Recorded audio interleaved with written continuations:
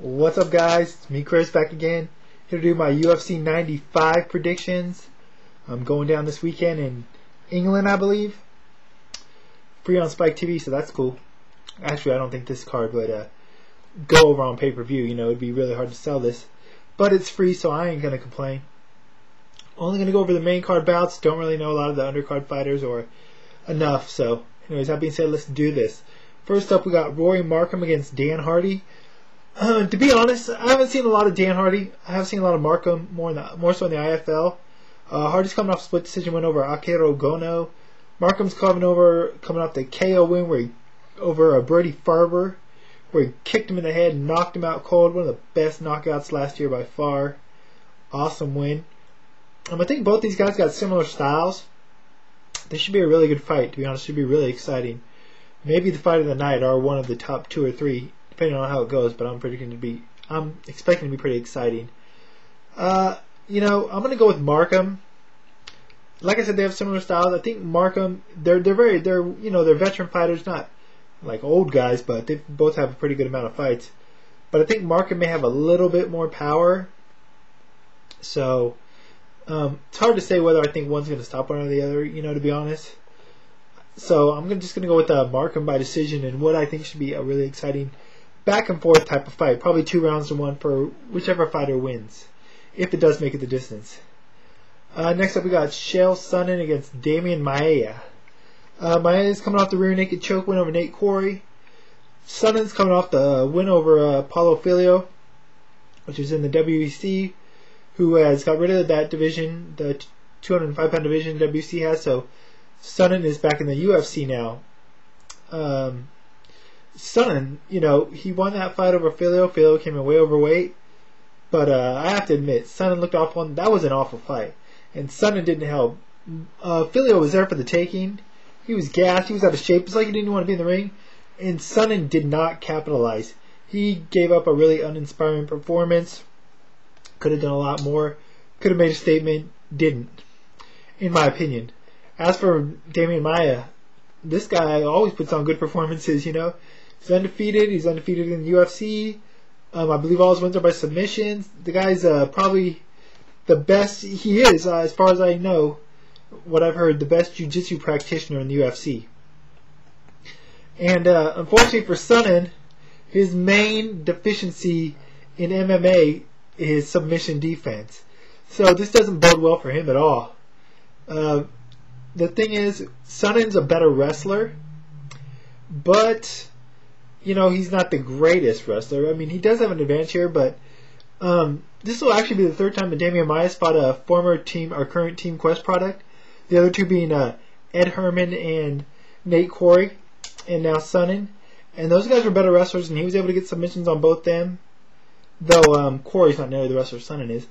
But I just think Sonnen, just out of habit, is going to take Maia down eventually, or Maia's going to find a way to get his legs and maybe get on a leg lock or something of that sort.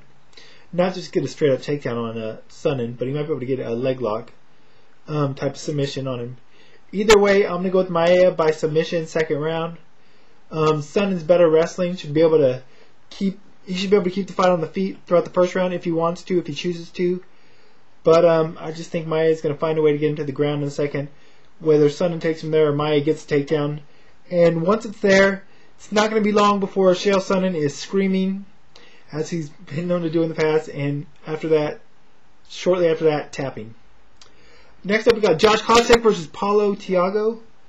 Never seen Paulo Thiago before, never really heard of him.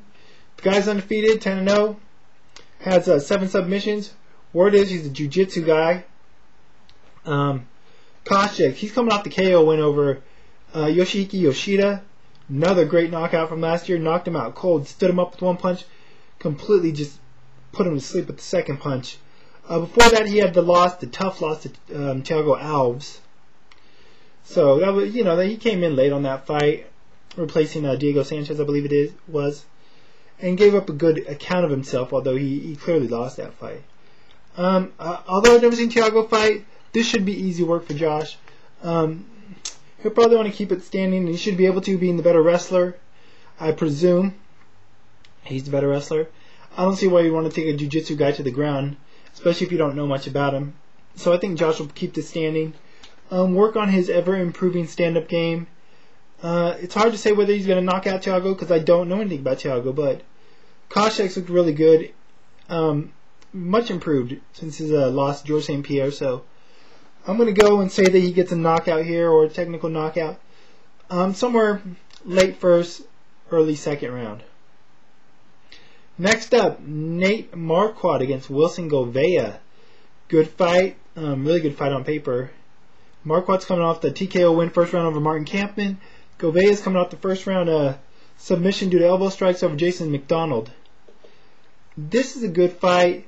Both well-rounded fighters. I think Gouveia's the better stand-up fighter. I think probably maybe even in jiu-jitsu, I think Marquardt's got the better ground and pound.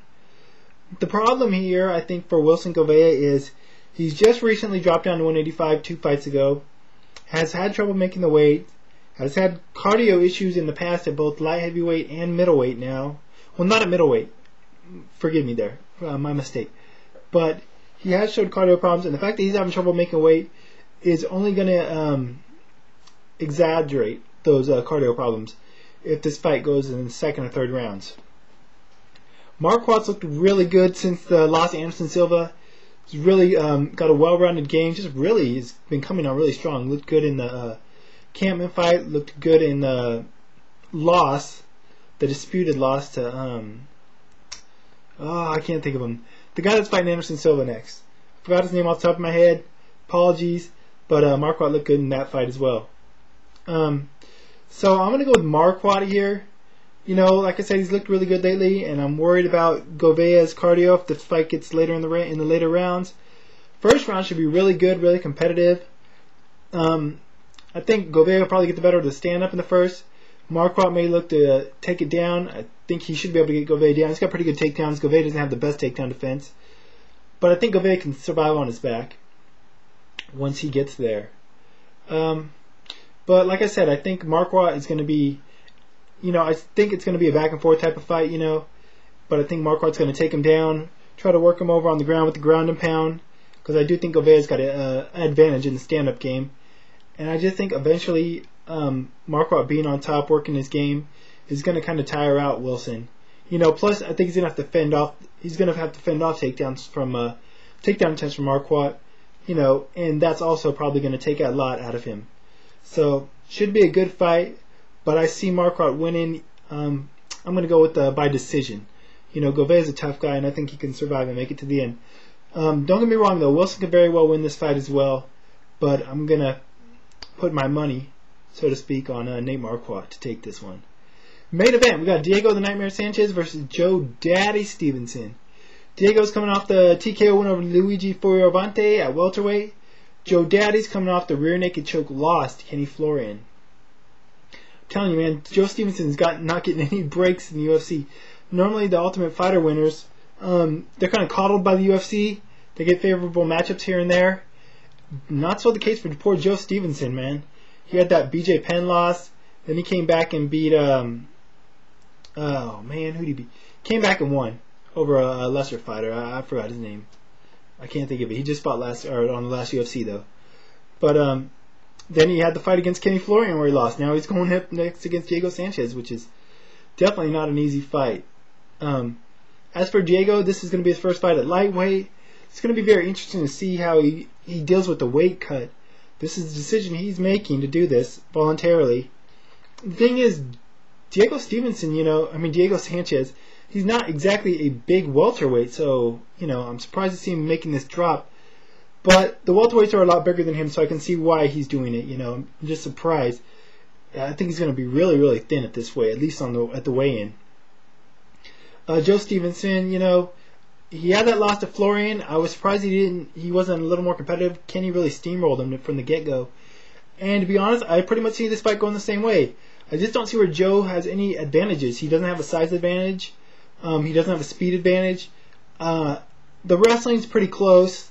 Maybe even. Submissions, they both got good submission games, but I think Diego may be a little bit better at the jiu-jitsu game. And I think, he's pretty much going to implement a similar game plan as Kenny Florian. I just think he's going to come out, establish himself as the bigger man, be very aggressive from the onslaught and just overwhelm Joe Stevenson. I'm not saying he's going to stop him in the first round as Kenny Florian did, but I think he's just going to come out and overwhelm him, similar to Kenny Florian did, similar to the way that BJ Penn did. And I'm going to go with Diego Sanchez by, Joe's a game guy. I know he lost to Kenny. I know he was stopped by BJ, but he's a tough guy. And, this being Diego's first fight at 155, I don't know how his cardio is going to hold up, and I don't know how strong he's going to be at this weight.